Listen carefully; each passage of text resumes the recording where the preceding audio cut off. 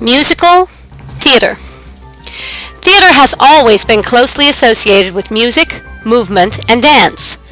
For example, in early Greek theater, music was used to underscore the meaning of many of the lines delivered by the chorus. It is not until the 20th century, however, that we find a separate genre of theater known as musical theater. This is a type of theater that is actually a product of the United States. Experts believe that musical theater developed out of two specialized forms of theater, vaudeville and burlesque, which provided popular entertainment through most of the 1800s. Originally, burlesque featured dramatic sketches and songs that made fun of the legitimate theater. Vaudeville was always filled with music and other variety acts, including acrobatics and comedy scenes, but had more of a tone suitable for family entertainment.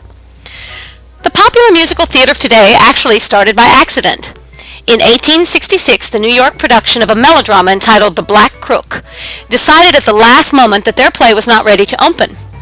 At the same time, a theater where a ballet was to open burned to the ground. In a frantic attempt to save both productions, the dancers from the ballet were added to the plot of The Black Crook, and the show opened. The resulting production was so successful that producers began to create new productions that combined fully staged dance numbers with fully developed plots. Musical theater was born.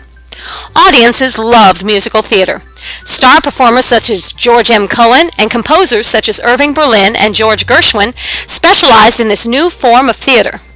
These new musicals had a uniquely American perspective of the world and expressed and supported the nation's growing sense of nationalism around the time of World War I in a way that no other medium could.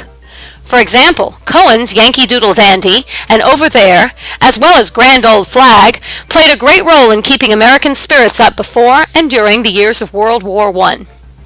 At first, the plot lines for musicals were little more than frameworks to hold the musical numbers together. In the late 1920s, however, musical plots became much more structurally sound. These new plots usually consisted of modern, humorous stories. Some of the most popular musicals written during these years were by Rodgers and Hart and Lerner and Loewe. By 1943, when the musical Oklahoma opened in New York, the theater was in the golden age of the American musical. During the years after 1940, the musicals dealt with a wide variety of subject matter, from the life of Annie Oakley in Annie Get Your Gun to Shakespeare in Kiss Me Kate. As time passed, the musical's plot content began to change. In the late 1960s, many musicals became more like musical revues, which feature many songs with little, if any, dialogue. The rock musical Hair, staged in 1967, was built around a theme more than it was built around a unified story. These non-story motivated musicals became known as concept musicals. The 1980s began an era of musicals with large casts and elaborate sets called mega musicals.